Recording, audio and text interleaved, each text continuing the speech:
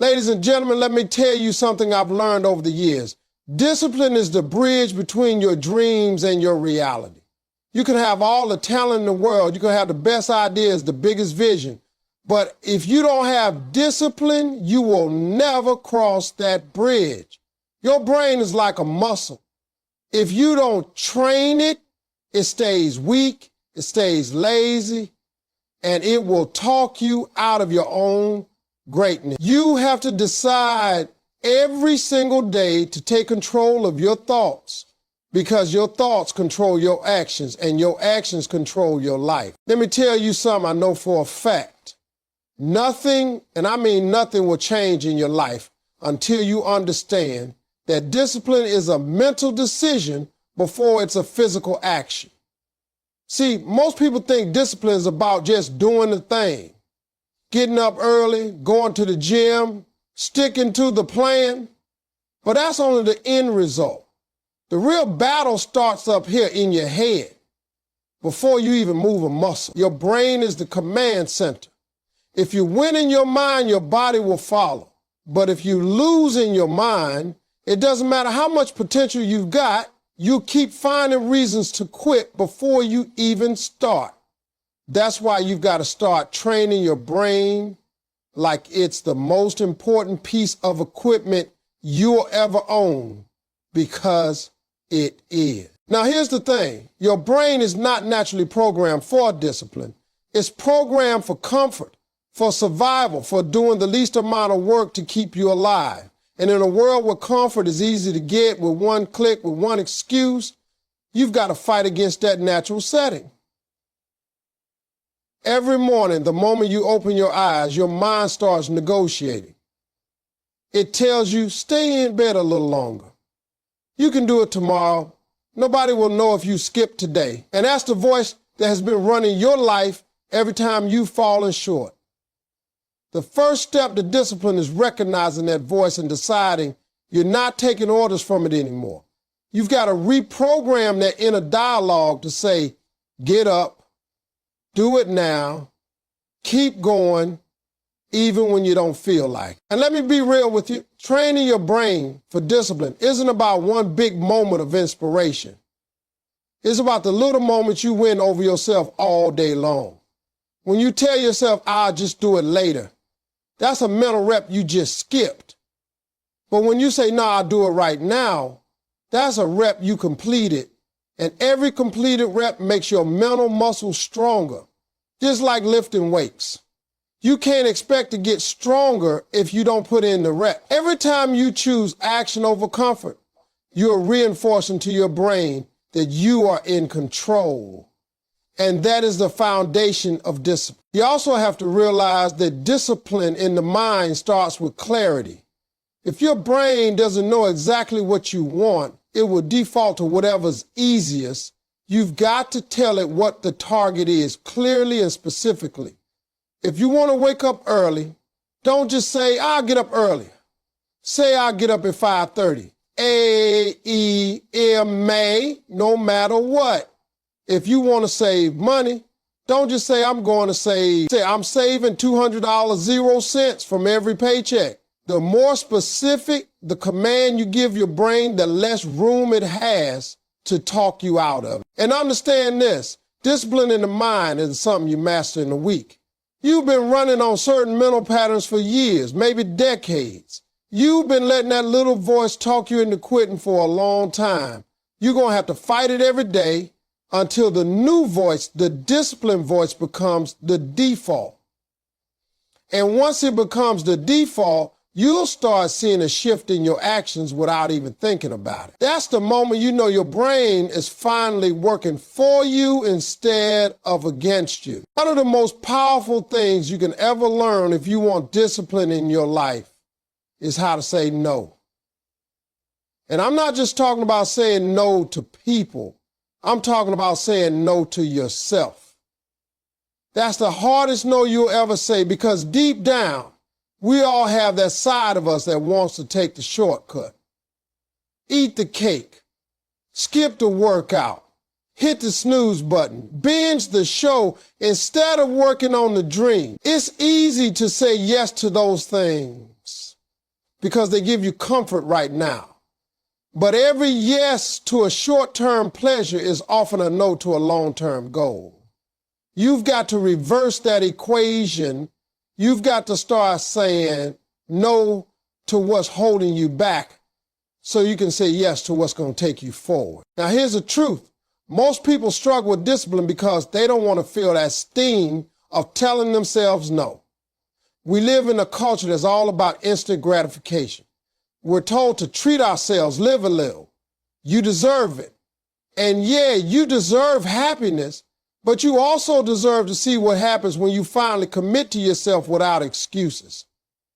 When you learn to say no to temptation, you are building a mental wall between you and failure. Every time you say no to something that's not serving your purpose, you laying another brick in that wall. That wall keeps distractions out and keeps your focus locked in on what matters. It's not going to be easy at first. You'll have moments where you feel like you're missing out. Your friends might go out and you'll say no because you've got an early start tomorrow. The old you will scream inside, come on, just this once. That's when you have to remember, discipline is about playing the long game. You're not just saying no to one night out. You're saying yes to a better version of yourself that's being built brick by brick. Saying no also means protecting your time. Time is the most valuable thing you have, and once it's gone forever. People will ask you for your time like it's free, but it's not. Every time you say yes to something meaningless, you're saying no to something meaningful.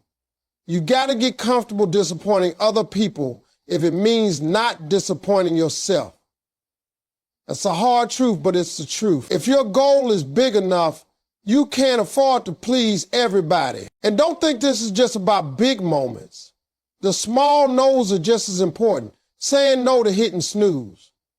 Saying no to scrolling your phone when you should be reading something that grows you. Saying no to that extra slice of pizza when you know you're trying to get in shape. All these little no's add up, and they train your brain to resist impulses that don't serve you. The more you resist, the stronger that self-control muscle gets. Eventually what happens is you stop seeing no as punishment, you start seeing it as power. You realize you're not depriving yourself, you're directing yourself. You're choosing what you want most over what you want now. And when you can consistently do that, when you can look temptation in the face and walk away without hesitation, that's when you know discipline is not just something you do, it's who you've become. Let me tell you something I've learned in my own life. Your habits will either carry you to success or drag you to failure. And the crazy thing is, you get to choose which ones you build. Discipline isn't about doing one big thing right. It's about setting up your life so that the little things you do every single day push you forward instead of holding you back. See, most people underestimate the power of small habits. They think it's the big moments that make or break them, but it's really the little choices, the repeated actions that shape who you are and what you become. If your brain is like a garden, your habits are the seeds. And you can plant good seeds or bad seeds, but either way, something is going to grow. You can plant the seeds of procrastination, laziness, excuses, and every day you'll grow a crop of missed opportunities. Or you can plant the seeds of consistency, follow through, and commitment, and you'll grow a harvest of results. The problem is, too many people want to plant one seed of effort and expect a forest of success. That's not how it works.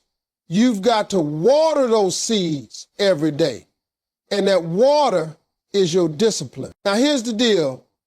You've got to build habits that work for you, that serve your goals, that make it easier to win and harder to quit. That might mean putting your phone in another room so you can focus, setting your alarm across the room so you have to get out of bed to turn it off, planning your meals ahead of time so you don't reach for junk food when you're tired.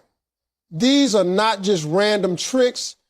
These are ways of wiring your environment so it supports the person you want to be. Because let's be honest, willpower is great, but it's not enough on its own. You've got to set yourself up to win. And once you start building those habits, something amazing happens.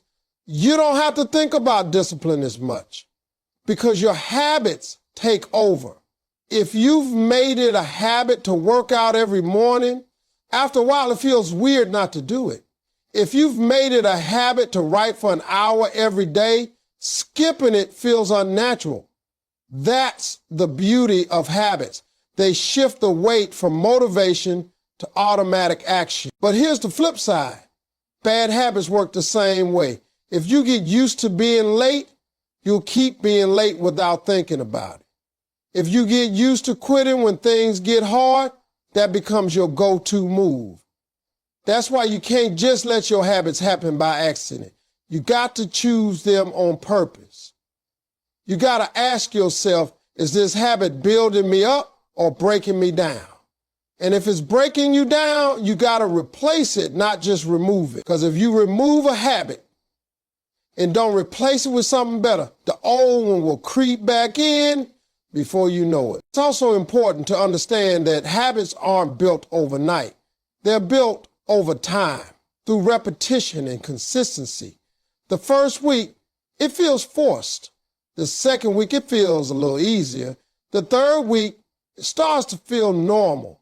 And then one day you look up and realize you become the kind of person who just does it. That's when you know you've trained your brain to work for you. Your brain is like a computer, and just like a computer, it can only produce what you program into it. If you feed it junk, you're going to get junk results. If you feed it greatness, you're going to get greatness out of it.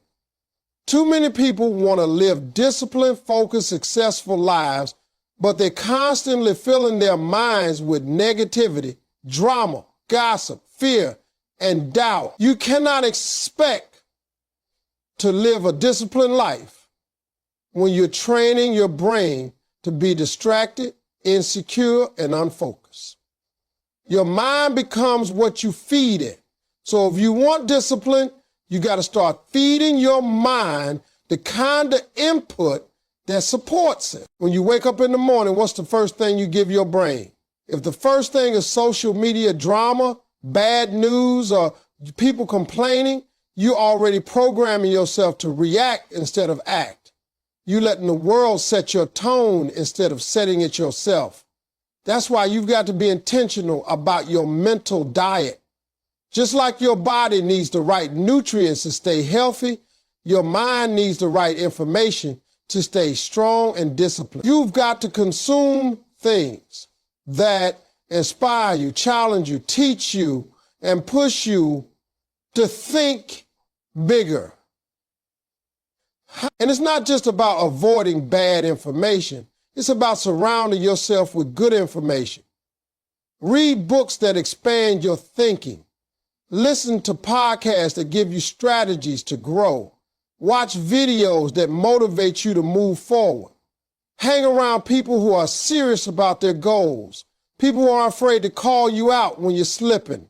People who talk about ideas instead of other people. If you spend enough time around discipline, it rubs off on you. The problem is most folks underestimate how powerful the little things are.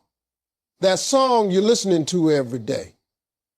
That TV show you binge. That conversation you keep having with the wrong person. All of that is feeding your mind something. And just like with food, if you eat junk once in a while, you can recover. But if junk is your main diet, you're going to get sick. The same applies to your brain. If you feed it mental junk every day, your thinking gets unhealthy, your focus gets weak, and your discipline gets soft. It's the truth. Discipline is not just about forcing yourself to work hard. It's about creating an environment in your head that makes working hard the natural choice. When your mind is full of good ideas, strong beliefs, and inspiring vision, you don't have to fight yourself as much to stay on track. Your brain is already working in the right direction. But if your mind is full of fear, anger, and distractions, then every day is an uphill battle just to get started. You've got to be ruthless about protecting what gets in. That means turning off the news if it's just negativity, unfollowing accounts that don't add value, walking away from conversations that pull you down, and replacing them with content and connections that lift you up. It's not about pretending bad things don't exist. It's about making sure your mind is focused on what's going to keep you disciplined and moving forward. Because the truth is, your brain will believe whatever you keep showing it. If you feed it strength, it will give you strength. If you feed it weakness, it will give you weakness. You decide which one it's going to be. A lot of people mess up on discipline because they think it means being perfect every single day, never missing a beat, never slipping up. And the moment they mess up once, they throw their hands up and say, well, I guess I blew it. That's the wrong mindset. Discipline is not about perfection. It's about consistency. You're not in a competition to see how flawless you can be. You're in a commitment to see how faithful you can be. Life is not going to give you perfect conditions, and you're not always going to feel like doing the work. But if you can keep showing up, keep doing what needs to be done most of the time, you'll get where you're trying to go. Perfection is an illusion that will kill your motivation. If you're chasing perfection, you'll quit the first time you miss a workout, the first time you eat the wrong thing, the first time you oversleep. But when you understand consistency, you realize those moments are just bumps in the road, not the end of the road. The people who succeed are not the ones who never fall. They're the ones who get back up faster than everybody else. They've trained their minds to bounce back instead of breaking down. Think of it like this. If you're driving to a destination and you take a wrong turn, you don't pull over, throw the keys away and say, forget it, I'm never driving again. No, you get back on the right road and keep going. That's what consistency looks like. It's correcting course without quitting the journey. That's how discipline works. You might miss a day, you might have a bad week, but you get back to it because your commitment is bigger than your comfort. And here's something you've got to understand. Consistency builds trust with yourself. Every time you follow through on what you said you would do, even in a small way, you're telling your brain, I can count on me. That trust is the foundation of discipline. Without it, your brain will doubt you every time you set a goal. But when you've been consistent long enough, your brain stops questioning you because it knows you'll show up, even when you don't feel like it. Consistency also compounds. One day of doing the right thing might not feel like it's making a difference, but when you stack those days on top of each other, that's when the magic happens. Just like you don't get out of shape from one bad meal, you don't get in shape from one good workout. It's the pattern, the repetition, the ongoing commitment that changes you. The small daily actions that seem ordinary are the ones that create extraordinary results over time. And listen, discipline without consistency is like a muscle you never use. It gets weaker. You can be disciplined for a week and then fall off for a month, and all that progress you made will fade. But if you keep showing up, even at 70% effort some days, you're still moving forward. You're still keeping the muscle active. And that's the part people don't get. It's not about doing your best every single time. It's about never stopping complete. If you can master that, if you can train your brain to keep going when most people give up, you'll always be ahead of the game, because consistency will take you places perfection never could. The truth is, you can try every productivity hack, every morning routine, every motivational video out there, but if you don't have a deep reason behind your discipline, you won't last. You've got to connect your discipline to your why. Your why is the engine that drives you when your motivation runs out. It's the thing that makes you get out of bed when you're tired, push through when you're sore, and stay focused when distractions are pulling at you from every direction. Without a strong why, discipline feels like punishment. But when your why is clear, discipline feels like an investment. Most people give up on their goals not because they aren't capable, but because they never took the time to connect what they're doing to something that truly matters to them. If you're trying to get in shape just because it sounds nice, the first time you crave junk food, you'll cave. But if your why is to live long enough to see your kids grow up, to walk your daughter down the aisle, to run around with your grandkids, suddenly that workout isn't just about muscles. It's about moments you want to live to see. That's the difference a why makes. Your why has to be personal. It can't be something you borrowed from someone else. You can't do it just because society says you should, or because your friend is doing it. You got to dig deep and figure out what really matters to you. Maybe it's providing for your family so they never have to struggle like you did. Maybe it's proving to yourself that you can accomplish what people said you couldn't. Maybe it's building a legacy so your name means something long after you're gone. When your discipline is tied to something that hits you in the heart, quitting stops being an option you're willing to take. And you've got to remind yourself of your why constantly. Write it down. Put it somewhere you'll see it every day. When the alarm goes off and you don't feel like getting up, look at your why. When you're tempted to waste hours scrolling your phone, think about your why. When the path gets hard, and it will, your why is what pulls you through, because the truth is, your brain will always try to talk you out of hard things. But your why can be louder if you keep it in front of you. Your why also gives meaning to the sacrifices discipline demands. Waking up early, skipping parties, working late, save money instead of spending. These things feel like losses if you're doing them for no reason. But when you know they're steps toward the life you want, they feel like wins.